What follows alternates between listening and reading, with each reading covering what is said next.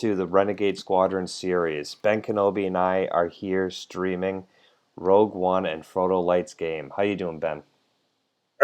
Good. I'm excited to watch this and see what's going on. This year's premiere to Hoth Retro League has been pretty interesting.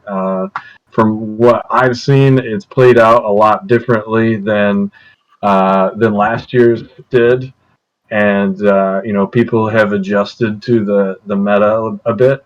So I'm excited here for one of the last games that we're going to get to watch, and we're going to have a recap as Radio Free Renegades here pretty soon, like next week. I think we're going to do it. Everybody who's watching this, we hope you can join us for that. Yeah, Anyway. Ben Kenobi and myself, Large Porg, will be looking forward to those upcoming presentations. And right now in the game, we've got the two contestants, and then myself and Ben Kenobi. We see Frodolight as Darkside playing Death Star, and Rogue1 playing the Hoth Echo Command Center. Rogue1 gets to go first because the Death Star tech game text. He drops Tatooine and draws up. Looking at turn 1 for Frodolight right now. So that seems like it's a pretty standard start. I mean, it's not Obi-Wan's hut, but I think it's a pretty typical space deck start because Darkside can only drain for one at the War Room, so it gives you more force generation without giving up big drain potential on the ground.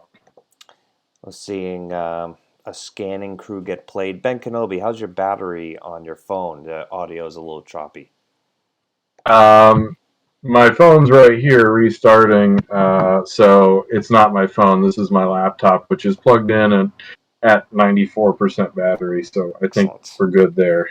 All right, so Frodo comes through with a quick scanning crew and takes Luke Skywalker right out of Rogue1's hand, and then just draws up, going into turn 2. We're seeing dark side and light side tied neck and neck with 5 force for activating.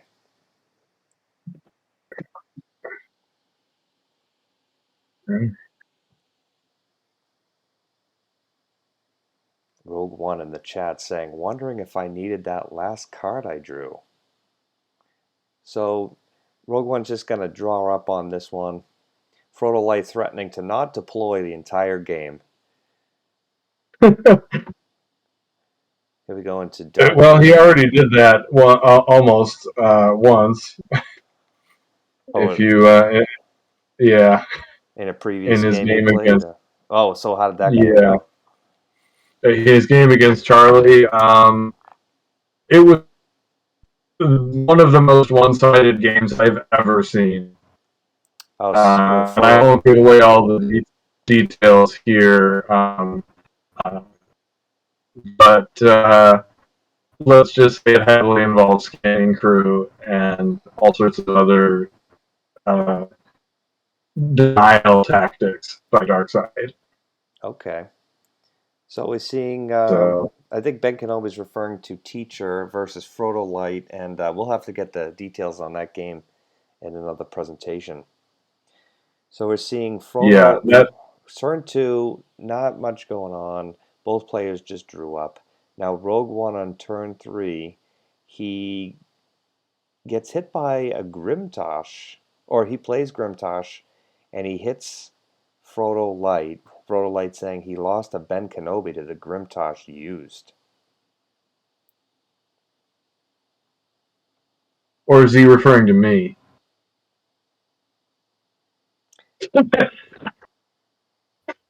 Yes, he's definitely referring to me. Playing on Retro to go 2 and 5.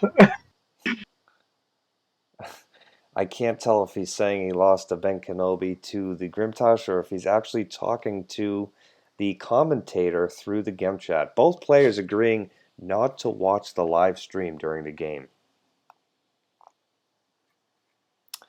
Now Misha comes down on his turn 3. He puts a Corvette down to Tatooine. 3 force left in the pile. Oh, with a Han Solo on it.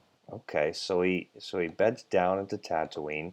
He's got a total forfeit of 14 there. Make it 19 with Cal Foul.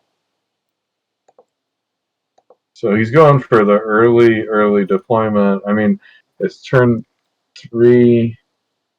I That's mean, pretty good. he can't That's make. pretty The good. problem is he can't make it to the Death Star with that Corvette. Um, No, but he may have a Kessel in hand and just doesn't want to play it yet. But then again, why wouldn't he if he's got Curling Corvette and Han Solo and KFC and he doesn't have any force left to force the redraw of the Battle Destiny. exactly. So he's not going to be able to use Han's game text. Cal Foul potentially soaking up 5 attrition. So we see that Lightside spends his whole hand to try to get a foothold in space, and now Darkseid's just going to throw a location and draw. And is he going to go past the 12 again? We know Misha's got Grimtosh. He stops and respects the 12. Darkside, 3 cards left in force pile.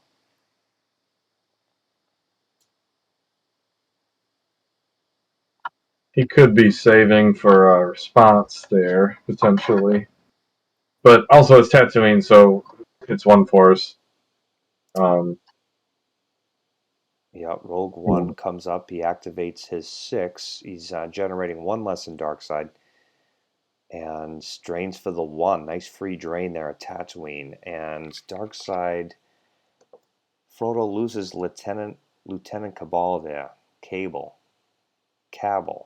yeah, Cabal, what I would say. All right, and Lightside's gonna throw down his mono. I don't know how to pronounce that alien's name, but he goes undercover. Moma Naden. How do you feel about that particular alien there? As an undercover there early, my guess is he has more than one undercover in hand, and he wanted to get one down so it doesn't get monarched from him. Because he probably doesn't have much, if any, sense alter in this deck. Um, just given that it's light side space with undercover spies. I mean, he may have some. I don't know what he's going to have. Okay, so we're seeing Uh, Frodolight goes back on his I'm not going to deploy, and he throws down Darth Vader to sit next to the undercover alien there. Both players seem to not have much going on in their hand right now as they've deployed down to only a drain 1 site or location. Now, here's something I never thought. It's completely out of this format, but can DVD lots choke an undercover spy during a battle? I don't think. I think the undercover spy is doesn't Yeah, participate. It doesn't he's participate. inactive. You're right. You're right. Yeah, but that would be a great touch. I mean, we already know he can choke somebody while he's inside a walker. Somebody, as long as they're present at the site, that's always fun. Yeah, it'd be great if we could have a Darth Vader that could choke in the Premier to Hoth format. I would encourage that. We saw Well, I mean, there's physical choke. physical choke. Is that the same basically as the special edition Darth Vader card? I honestly would have to look it up. Let's take a look real quick. We're gonna go live to Scomp, a special presentation here during the game. Physical choke. Cancel cause 1 rebel trooper to be lost, or if a Dark Jedi is present at a battle you just won, use 1 to choke. Draw Destiny greater than the ability. Only after the battle, huh? After the battle, and the person has to be in the battle. Mm-hmm. Okay, so we're seeing the end of Rogue One's turn. He just throws down Dantooine and says go. Looks like he drew 4 cards, leaving 3 in the pile, respecting the Monarch. Frodolight, all caution to the wind. He doesn't have what he's looking for. 17 cards in hand and drawing. I did that in my game too. That's necessary. Sometimes you got to. So leaves 4 in force pile. 18 in hand. He's got to have some options now.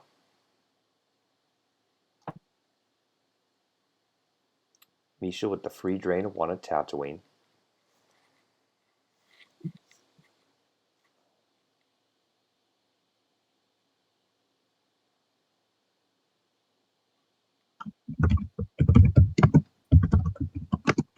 Frodolight losing a sense from hand.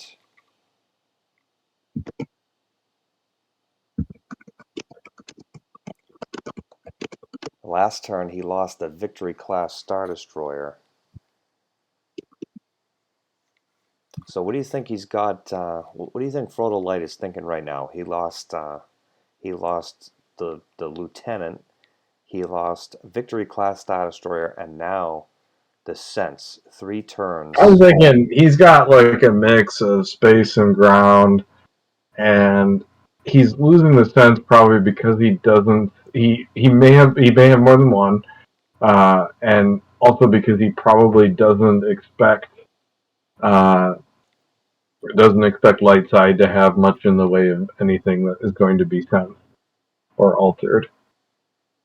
We see Rouge1 coming down with R2D2, and then the revert.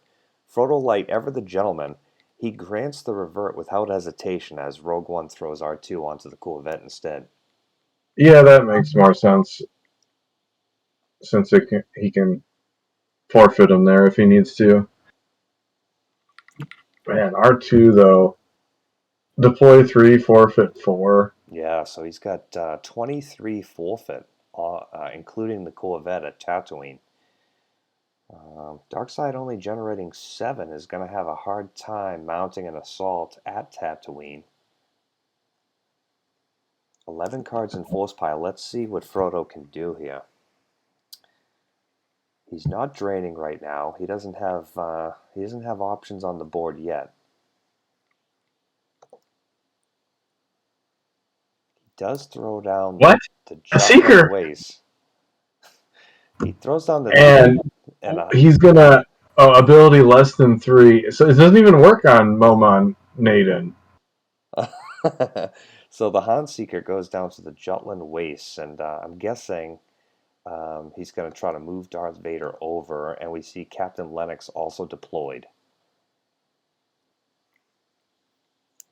Yeah, I'm not sure what the plan is there. I like the use of Seekers just because they're so bad, but I mean, I can see that being valid. Let's see, what are your other spies in this format? You've got Commander Bannon Willard or whatever his name is. You got Leia, R2. Oh, for light side, yeah. Yeah. Oh, and so Darth Vader slides over to the Drainer 2 site, but you see the undercover come with him. Both players have 5 and 6 in their force pile right now. Frodolight's going to keep drawing. So, what are the other spies? Frodolight drawing. He draws his whole force pile, so he has a clean 20 in his hand. Jeez. It's turn 7, but it feels like turn 4. Yeah, the opening game here has gone by lightning fast. Lightside with a good foothold in space, only draining for 1. As we see another drain, 4 turns in a row, draining for 1 here. Let's see what Frodo's got. Ooh, he loses a Darth Vader right from hand. Oh, from the reserve deck. Okay. All right, looks like Misha. Yeah. If he's got something in range, he could deploy to Yavin and move. Yeah, with Vader on the planet on Tatooine. Yep, look at that. He's going to move that over to the Death Star, so I bet. Yavin 4 coming down. with Gold Leader and Gold 1 who can draw 1 Battle Destiny on his own, power of 4. Yes, I did think Seekers took out undercover spies. They do take out undercover spies. The issue is that Moma Naden is ability 3, and the Seekers only target Han or alien of ability less than 3. Gotcha. Oh, so Han would be ability 3, but he's the exception to the less than 3 on the game text. No. So that's what the text was as it was originally written on the cards, but it got errated to be a Han or alien of ability less than 3, which means that it only takes out Jedi Pack Han. But it's clear that it was originally intended to target all Hans, because the Luke one, and there is no Luke of ability less than 3, the Luke one says the same thing. Well, Right. why would they have put Luke on there if it couldn't target him at all? I'm guessing it's an errata because they were just actually too powerful. Right, So, and the way this reads, Han Seeker, it actually reads Han of ability less than 3 or alien of ability less than 3. So I don't even know if it could take out Han Solo, the unique one. It's just saying only the Jedi Pack. Yeah, only the Jedi Pack one. Because he's, what, ability 2? He's ability 2. Wow. Yeah, and actually, also, he's an alien anyway, so it would take him out anyway. Wow. It's... Seekers arguably shouldn't have ever been put in the game in the first place. And you were going through the light side undercover spies. Did you think of, is there one with ability less than 3? For an alien, I don't think so. Wow. Actually, let me jump into the... All right, so so we're on turn 7. Misha threw down Gold Leader Gold 1 and Yavin 4 and slid the Y-Wing over to the Death Star to threaten another drain, this one of 3. Now, Frodo is activating 15 and didn't play anything to... That's bizarre. He's having trouble finding his space, I guess, after he dumped that victory. Frodo just taking a quick turn. Then that came from reserve deck, didn't it? Well, he gets.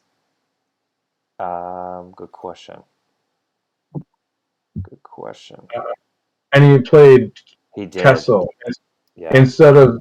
He should have held that Kessel. I mean, I don't know what's in his hand, but he should have saved that Kessel in case Lightside play, or when Lightside plays Kessel, to convert it. Yeah, Frodo just taking another quick turn, throws down 3 locations, the Wampa Cave, Kessel, and Kashyyyk. If Lightside does have the Kessel, it can easily be converted. Looks like Frodo's trying to get his Force generation up to make a big run in space here. Yeah, so there's 6 spies in Premier to Hoth for Lightside. Commander Van and Willard, who's an ability 2 Rebel. Jero and Webb, who's an ability 2 Rebel. Leia Organa, who's an ability 3 Rebel. Noma Naden, who's an ability 3 Alien. R2D2 Droid, so ability 0. And Wyron Surfer, who's an ability 2 Rebel. So the one Seeker that targets the Rebels of ability less than 3 might actually be not a half bad idea. Unfortunately, that's not the one that hit the table. No. And let me see. Seeker. Dark. So Frodolight loses... it's Warriors and Pilots. He loses... Pilots, yes. So he loses 3 from hand, Darth Vader, Sense, and Tentacle. And then he loses the Dark Jedi lightsaber from reserve deck. Frodolight 8 cards in lost pile right now. Struggling to get something going. Luke Seeker actually targets a Luke of ability less than 4, so it does work on the 2-player Luke. Okay, the Luke Seeker. Yeah, I mean, interesting conversation here. The Seekers, not used to seeing them in sanctioned play here. Leia and Luke Seekers. Leia targets warriors, and Luke targets pilots. Which, ironically, the two-player Luke isn't a pilot, and the Jedi Pack Leia isn't a warrior. uh, So seeing this start of turn 8 here, light side deploying Obi-Wan Kenobi down to the Yavin 4, and then where is it? Oh, it's the Hoth. No, that's not Hoth War. The Hoth War Room, and then sliding over to the Wampa Cave. He's setting up a drain of 6 right now next turn. Ooh, then he slides to Kessel. Rouge1 threatening to double the cards in Frodolight's lost pile next control phase. He draws a couple cards and says go. He's got 13 in hand. I would love to see what's in Frodo's hand with 18 Force. Like, he needs to go after, like, Kessel or Death Star or Obi-Wan. He needs to go after something. Yeah, as we love to say in the industry, he's getting it from both ends. He's got it at Parsec 0 and Parsec 8. So when Frodo makes his move, he's only going to be able to choose one. Okay, he's playing Alice. That's good. Oh, we get a nice cheap Ellis Hellrod. Does he? So can he get it through without any interference? Where does he go? Does he go to? Does he go to the? He goes to the Wampa Cave and goes after Obi-Wan, and then moves over to the War Room.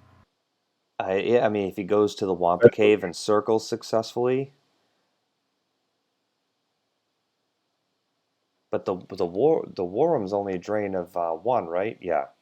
Yeah, but he's got to knock out the drains. Yeah, he's got to stop the damage. The only thing I don't like about that is he's going to leave his captain there by himself. And there's the Quite a Mercenary from Lightside. Quite a Mercenary canceling the Ellis Hellrod, and he's going to make Darth Vader go lost unless Frodo's got something in his hand. I mean, Frodo's had some sense also, so... but the Quite a Mercenary is immune to sense. You're right. So... We do see so you can grab it. We do see the tentacle. So for 3 Force in his activate phase, Frodo loses Darth Vader.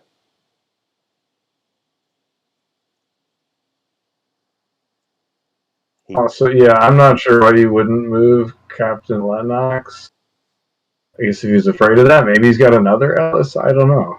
Well, now he's in a position where he's going to have to back up the ground or shuttle him off of the ground. Yeah, okay, there's Vader. So Frodo chooses to go to the ground. That tells me he doesn't have much going on for space in his hand. The Death Star site, Death Star system would be the place to attack. Yeah. Lightside with 7 cards in the Force pile is, I mean... I definitely would have gone, like, Star Destroyer, maybe he was intending to lose Vader, but if he'd done that, and he could, then he could play Vader to die on a Star Destroyer. That would be good, but getting Vader and Tarkin up in space would be great. He could chase around that ship. Still has to deal with the other Drain of 3 in space, but we do see Darth Vader come down to the Wampa Cave from hand, and a circle is being played. Is it okay? I got this there. It goes through.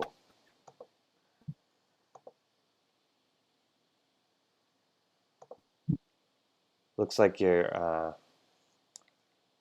might be coming through a little choppy, Ben. Audio and video. Yeah, not surprising. I think my connection tends to be really bad at night. I can't even see the game now.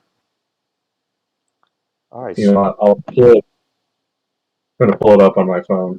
Okay, so we have Frodo coming through with the circle. He successfully gets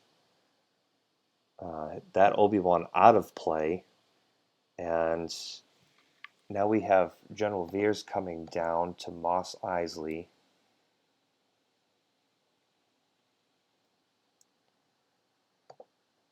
Hey, there we are.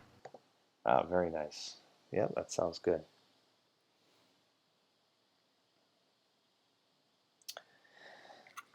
Frodo still gonna have to deal with a drain of 6 next turn. He's in his deploy phase with 6 force left. He's thinking about what he wants to do.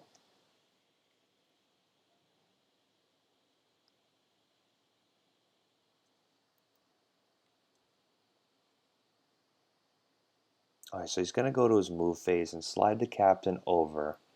And that undercover spy is gonna have to get dealt with at some point. My guess is he's going to the spy's going to move over, and the next turn, like this is what I would do if I had characters in my hand, which I hope he does with 14 cards. Is next turn he is going to deploy somebody at Cantina and somebody at Junlin Waste, and then move characters over to both of them, and then he can't drain both. This is assuming he doesn't have anything to take care of the spy, no sniper, no weapons. I know he doesn't have a whole lot of cards left, but also like he needs to take care of that gold one. I guess that would be my number one priority. It wouldn't be getting damage on the ground. Like, and I can't believe Misha hasn't reinforced that gold one yet. No pilot on it. The only thing I can think is that Frodo had a hard time finding his space. Misha's got some barriers, potentially a hyperscape, plenty of cards in force pile. Lightside doesn't have anything in Lost. Yeah, but we haven't seen anything from Misha yet that is not immune to sense or alter. We've got an undercover, and we've got uh, the quite a mercenary that we see. Yeah, this is going to be a tough one to eat right here on the start of turn 9. We see Frodo losing DS61-2 and Alter and DS61-3, all from reserve. He likes his 18 cards. Next drain at Kessel, he loses his officer evacs, another location from reserve. Thinking about the third one. Oh, and that's it. Just a drain of 2? Yeah, because it's Darkside Castle. Yeah, that's it. Yeah. So okay, so he loses 5 on that round. It's not as bad. So what's he doing? Misha backs Photos up. in I don't give a shit mode. Does he not have any ships left? How does he? I maybe only have, he's got so many systems that he had to have more space, unless he made a big mistake in deck building. Yeah, I mean, we saw 1, 2 cards from Frodo, plus the Death Star, so 3 systems each. Okay, and so Rogue Tom's One, gonna go. yeah, he's gonna get on his ship. So we have Jaren Webb coming down on the Falcon ship docking, and Webb and Han are gonna switch places.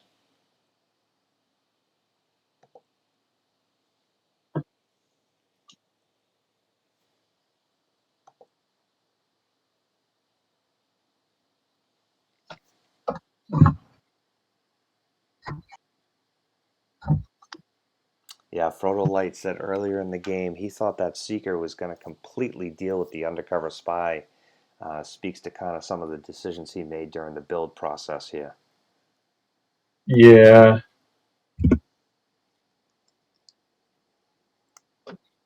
Definitely If it had worked, it definitely would have been perfect. I mean, you're always trying to deal with undercover spies in this Bermuda Hoth format. It can be a very annoying aspect of the format.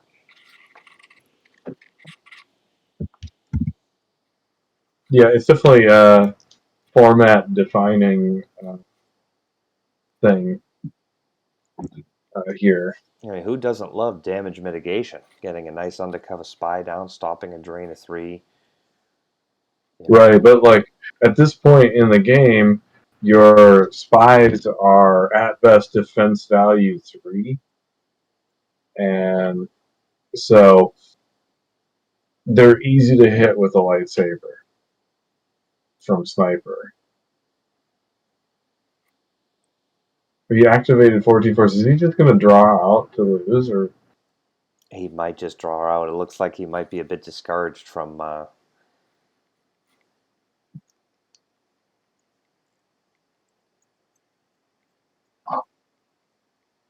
Frodolight, one of the champions of the game, has played for 20 years. His first pack that he opened, Darth Vader, White Border, Premier. You can't sell this guy short. Unfortunately, tonight it looks like wasn't his night. As we see him drawing up, he's got a hefty 30 plus cards in his hands. I hope he lets us see his replay so we can see what he had in hand. Yeah, we might be able to see the replay a little bit later. That would be great to see what he had. Definitely didn't have the space, but we got the GG, we got the double pump handshake, Frodolight, always a contender, Rouge1, Rising Star. This has been a Renegade Squadron production. Thank you all for joining. Any He says he needs to practice more piano. Uh, Frodolight saying he's going to focus on other things in life. We all know he's not going anywhere. He's a Star Wars CCG person for life. yeah, but I'm gonna guess he's probably pretty discouraged after this. It happens though. I was pretty down after my game today, but it happens. Yeah, sometimes you're the space slug. What's up, dudes? Sometimes you're the space Hey, slug, and sometimes you're the starship with a working hyperdrive. Rouge1 joining us on the channel here. Yeah, watch that game. yes, and we streamed it, and unless Large Porg has stopped it, we're still live. We're still live right here if you're interested in doing a post-game interview. Yeah, no, I felt a little like Fredo had given up before he started playing. A little bit, which I respect. There are many other hobbies in this lifetime. Yeah, we were commenting on that and wondering like what he had in hand. He had so many systems, but we didn't see any starships except the one victory class that he lost. And he had a good opportunity to strike back against your gold leader in Gold 1, and for sure, and didn't do anything, which means either he didn't care or he didn't have the cards to do it. And if he didn't have the cards to do it, why did he have so many systems when he had 20 cards in hand? You know? Yeah, I mean, I had Hyper Escape and Rebel Barrier, Sense, Alter, and Tentacle, or whatever the light side version is, in hand. So I was kind of expecting beatdown for homeboy that draws one destiny and is not immune to any level of attrition. So kind of expecting him to come beat up on Gold Leader. Right, but then I mean, at least he would have stopped the drain, you know, for sure, yeah, and forced you to go to Yavin. So, but who knows? Maybe he would have had a I've lost R2 or a Gravity Shadow or something. Yeah, definitely. I don't know. Hard to tell. I hope he joins us. I know he might be a little bit discouraged. I think maybe it was from the moment that his Seeker didn't take out Momon Naden, because Momon Naden is ability 3 instead of 2. I think that might have been where he just like turned off, and didn't care too much anymore. Well, you hate to see. Is that what that card's meant to do, Ben? I guess I read it as a Han Seeker, which in my mind didn't even read the game text. I was like, okay, don't deploy Han there. So how does that card work? So deploys to an unoccupied site and moves like an undercover spy. And it only targets either that one was a Han or an alien of ability less than 3. That means a Han of ability less than 3 or an alien of ability less than 3, and makes them lost immediately. So, say for example, you had a Jawa at that site, and he moved the Seeker to that site, then the Jawa and the Seeker would both be immediately lost. Right, we were wondering, we went through a list of all of the aliens and the spies that it could potentially hit, and unfortunately, the list was quite small. Yeah. Well, yeah, there were no spies that one could hit from light side, and let's see.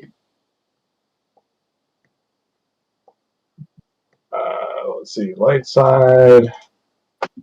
The other Seekers target Leia of ability less than 2, so Jedi Pack Leia, or Warrior of ability less than 3, and then the Luke Seeker targets Luke of ability less than 4, so a 2-player Luke, or a pilot of ability less than 3. So the second one I heard you say sounds like most Rebel spies. No, there's only one Rebel spy who is a warrior and ability less than 3. That's Commander Van Willard. Yeah, and then there's only one Rebel spy who is a pilot and ability less than 3. And that's Jeroen Webb. Wyron Surfer is not a pilot or a warrior, and R2D2 is neither either. Yeah. What? Wyron Surfer? Who's that then? You speaking Japanese to me or what? He's the guy that can do scanning of Darkseid's hand by a number of force icons at the site. He's actually a pretty decent spy, and useful for seeing what your opponent has. Can you share your screen? I can find it myself, but I'm not going to be able to spell it. So yeah, just unless it's too hard. Okay, let's see. We're going to the stream here. Renegade Squadron. All right, and I hope Frodo joins us. I did invite him onto the post-game interview here. Yeah, I'd like to chat with him.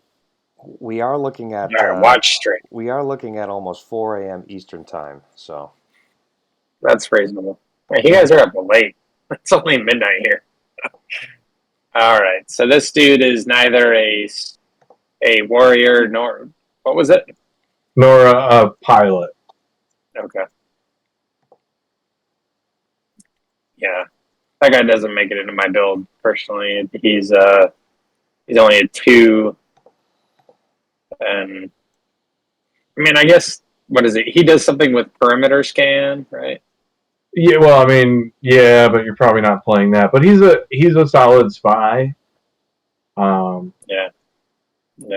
Probably. I don't know. I think he's better than Commander Van Willard just because he's cheaper and same ability, and he's got text. Which one is Willard? Commander Van Willard. See the dude that he's this one. Okay. Now he's a leader, which I guess gives him a little bit of utility. Yeah, I think depends on your build. I think you might run both of them, one of them, neither of them, depending on what you're trying to make. Yeah. Yeah, so this is the one I normally see, the Commander Willard here. a leader, a spy, so he can be useful at the war room. He can be sent undercover. He can get into those hard-to-reach areas that have no light side icons. Yeah, and then I guess so. He works with Jerome and Webb's text. He one force to cancel astromech shortage, which you don't see very often, but if you do see that and you've got a light side space deck, that can be a big pain if you're dealing with that. What's the card that he cancels? Astromech shortage, which is the dark side effect that adds 1 to deploy cost of every light side starship with an astromech icon. Oh, can you pull that card up? So, yeah. Basically, every light side ship is more expensive. Yeah. So Astro. Ben Kenobi All these currently little nuances. in the deck builder of Gemp, and this is a great way to play Star Wars CCG online. Free to play. So looking at Astromech Shortage and A New Hope, just what Ben Kenobi said, use 3 force to deploy on the table, on the light side of the table, and every ship costs 1 more. Every ship with an astromech. Sorry. I do like the card. Yeah. Destiny 3, I mean, does that even make it into your build? No. Maybe a dark side space deck that has the sense to back it up could run it. But it's not going to make a huge difference to a lot of light side even space decks. If it's got, light side space deck might have, let's say, 3-4 brilliant corvettes. It's going to have Tantive 4. It's going to have Millennium Falcon and Red 6 and maybe Red 5 and Red 3 or 2. Some combination of those. You're talking a total of like 8 fours. Well, you have to spend 3 to deploy it. And if it's like a mainly ground focused deck, it's wasted. So I can't say that I have played it very often. I'll try it sometimes. It's going to make a big difference if you like playing some kind of swarm deck. It can. Yeah, I think the way I see that, and maybe I have a very narrow mind, very narrow way of looking at things, but I see that as maybe the one turn that he's got his force calculated out, and I play that ahead of time. May change how he deploys for that turn, and may improve my board state turn after I play it more than like long-term game punishment. But I don't know. I just assume everything I play is going to eventually end up off the table, so I get like 1 or 2 turns with it. Yeah, but again, it's 3 force to deploy, so yeah, that's expensive for sure. Yeah, that's for dark side. That's another pilot, or a pilot and another force saved, or another card in hand. So, yeah, I would say not usually worth running, but it's a cool card. You can see what they were trying to do with it. Now, it could be really good if you have a deck that is just going to struggle in space against like X-wing swarm or something. Maybe in later formats. That's what I was thinking. Yeah, things not Premier through Hoth. So like, right. Yeah. Maybe I was going to say, Tommy, are we streaming on your Twitch page? Yeah, so this can all be viewed after we end the live stream here, which we'll do shortly on the Large Porg Twitch. It'll later be migrated over to the Large Porg YouTube. We wanted to thank you all for joining. Exciting retro game, the last game of the Round 1 Retro Premier to Hoth series. And we'll be looking forward to bringing you some more Renegade Squadron content in the future. I was just going to Excellent. say, so what did you guys think of Premiere Through Hoth, since we're streaming and someone may or may not actually watch this? I enjoyed it. I just want to hear what you guys think. Yeah, I enjoyed it. I mean, I think the format is one of the best ones. Really easy to get involved in real life cards. The cheap sets, Premier, New Hope, Hoth. The problem for me is that I didn't spend a lot of time working on my own builds with decks. And so I just played kind of what I had and my performance. I think I went 2-4. Woo! Me too. I had a lot of fun. I started out 2 I and did. 0. I was on the top of the world with 2 and 0. I thought I was gonna go, but I think no, I didn't go 2-0. I went 1-1, and then 2-1, and then lost the rest. So yeah, I mean, you guys have heard me say a little bit more about this. Earlier today in some separate chats and stuff that we had. I think the meta is quite a bit different from last year. At least maybe it's just the matchups. Maybe it's who I played. But people this year seem way more prepared for undercover spies than they were last year. And I think that's probably because they were really successful last year. And I think that's because last year for Premier to Hoth there weren't any decks at all in the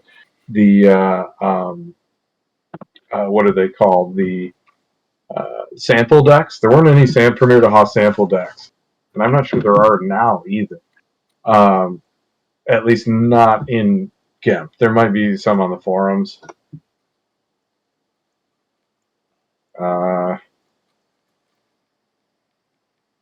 don't see any Premier to Hoth decks in the sample decks on GIMP. So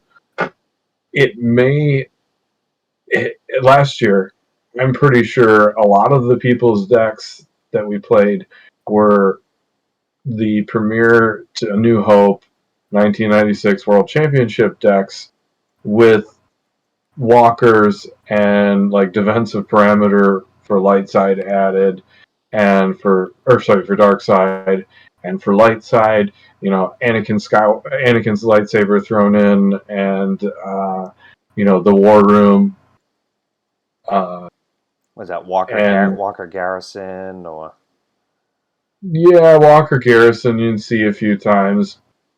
And I know some people have tried EBO, and I know some people have actually been successful with EBO. The successful builds I've seen are the like Clackdoor 7 and Alderaan drains. Those are the non-battleground. You're putting a 1-0 out. Yeah. Those are Dantooine, Clackdoor 7, and Alderaan are all 1-0 light side systems. You're draining for like 2, and dark they can't get there, right? Yeah, so if Darkseid doesn't play any systems, they can't get there. Yeah. So, I'm curious, so did you play in, I guess this is my own failure to understand, but the retro tournament, this is in its 3rd year, right? Or is this the 2nd year? Yeah, I think the retro event started in 2021. I did have the pleasure playing in that before I was well known in the community. I jumped in there just to get my feet wet, and it was great. All different formats, and had a really good time. So is this the 2nd or 3rd time that Premier Through Hoth is being played by the retro community? Good question. It might be the 2nd time. I can't remember. Okay. The formats have definitely changed. They've been trying new things as they go, which I like. I agree with. I did not play the first year. But I think it was Premier A New Hope, and I don't think there was Premier Hoth. Interesting. I would just be curious, like, for argument's sake, if they had played Premier Through Hoth, and this is the 3rd year, how things have changed from year 1 to year 3. Mm-hmm. But yeah, again, I was, as they say, I was still a glint in my father's eye when you guys were playing the retro tournament 3 years ago. I had yet to understand that this was going to be my hobby. I know. I mean, now I know. we see Frodolight saying he's going to step away from the game a little bit. I don't believe him for 1 second. We have this game in our Yeah, blood. this is. Wait, That shouldn't be the case. did he message you then? No, I think I must have. he said that in the in game. He says he was going to focus on other things in life. Oh yeah, he And, said he was gonna practice. He doesn't mean it. he doesn't mean we. You It's know, like one of the top. anybody who's ever had a bad hangover says, "Yeah, I'm never going to drink again," and then you got them, 11:30 the following day having a Bloody Mary. Yeah, we've all been there.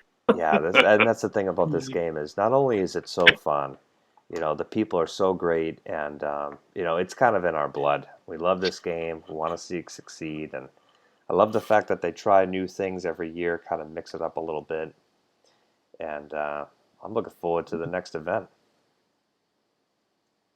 Yeah, I have yet to build anything for Premier 3 Cloud City Modified, so Same. I am excited. Actually, that's not entirely true. I have a one of the light side decks that I think about maybe sort of kind of playing, but I don't know how viable it'll be. So we'll see how that goes. I'm gonna admit I've been very busy with travel and work, and to me at this point, making decks for that format feels like a chore. Now I should be excited about it, and I should be excited about a new format, but I'm really not that excited for it. So what drives your lack of excitement? Just the chore of building decks, or what? Yeah, the chore of building decks, and also, the NARP slump is real, I guess. I mean, I'm not like newly returned at this point. I've been actively playing since 2020. Yeah, since 2020. So I've been far better at the game than me, Brent. Let's talk about, regardless of your slump, you're still better at the game. Those of us who had a better record at this last time round. So don't take that too specific things like okay, I'm the B-Wing guy, right? And that deck is really, really good against most other decks in those formats, and I'm not as good at other things. Like I'm not great at tracking, and I certainly I want to get better, but I don't want to put a lot of effort into it because to me, counting numbers is not fun. Like as I'm going through the deck, and I think there are some people like Frodo probably would definitely agree with me on that, whereas other people like N-Rabbit Eddie he lives for that stuff, and so does Dr. Torch, Paul Todd Feldman, and and they live for winning. And don't get me wrong, I like to win and I don't like to lose, but everybody makes their choices and what they want to do, and it comes and goes. Maybe we'll get to that point. I haven't been doing stuff with physical cards for a while, and I've been trying to clean this Barada card. It's like a 50-cent rare or whatever, and it's got some residue on it, and I've been cleaning it for half an hour with rubbing alcohol, and it's not coming off. It's just smearing it around, and I seem to be okay with that. I mean, I wouldn't just sit there doing it without washing something, but all right, so there's a lot going on in that response, but fair enough. I mean, so that what I heard you say that's challenging for me here as a listener is that I don't want to try that hard. Well, I mean, things you don't want to try that hard at. I mean, come on now, brother. Well, I mean, I just want to have fun, and I know. Yeah, fair enough. And there's a place for that for sure. Absolutely. Right. Well, and there's definitely me not caring too much to spend the mental effort to track. It's not that I can't. I mean, totally. I'm my day job is an engineer, and it's all numbers, and you're not being tested on memorization and stuff, but you have to remember stuff all the time. And for me, playing Star Wars is like turn off time, and there's less desire for me to do that stuff. So I've got a story that I think is worth sharing, and I think underscores what you're trying to, or what I'm hearing you explain. So Star Wars Unlimited released on Friday. New game, it's its own thing. There's an aspect of pre-made decks, so you can buy a 2-player deck, and then you can buy cards and build your own. Right. My wife is very, very casual gamer, and I'm like not so casual. So I bought 3 boxes, broke packs, tried to build a deck, whatever, and it's fun, cool, awesome. And I build decks for her and I to play against each other, and some play better than others, and whatever. And she's like, you know what? My favorite part of playing is playing, and I just want you to hand me cards that will play well against other cards that will play well against them. Cool. And like, I think there should always be a place in every game for that. Yeah. Like, she's not a big gamer, but she wants to play a game, and they're like, I mean, Unlimited is limited in its gameplay. It's nothing like CCG.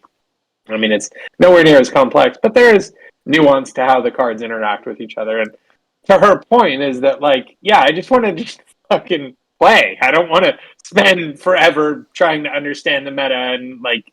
And so, Ben, to your point, I think there should always be a place for that in whatever game you're playing. Like, I just want to have fun and enjoy. But like, I just want to see the game played. Don't get me wrong, I really enjoyed deck building. In fact, that's probably my favorite thing about the game. Oh, and by the way, I probably just totally ruined this Barada here. Wiping it with rubbing alcohol. It looks all faded compared to the other one that I have here. But who cares? It's Barada, right? So, like, deck building is probably my favorite thing in Star Wars CCG. Like, coming up with ideas, card combos that I can exploit and stuff. That's where the B-Wing deck came from, for example. Which is amazing. Yeah, and that deck doesn't really. I mean, you can track with it. You can track. Some of the used interrupts that you play, although a lot of them are. I see what's going on in the group here. A lot of them are I'm missing. What's going on in the group? I'm going to end the stream right here. I just want to thank everyone. Sure. We can continue talking. I want to thank everyone for joining us. And good game, well played. And we'll see you on the next Renegade Squadron production.